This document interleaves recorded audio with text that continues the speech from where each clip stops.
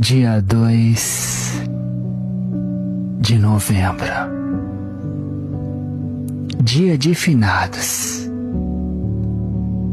mas também poderia mudar o nome, né? Para o Dia Mundial da Saudade.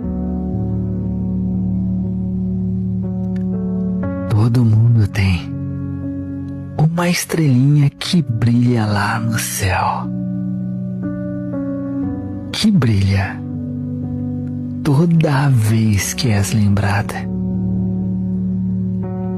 A minha estrelinha me olha lá de cima, onde não consigo chegar.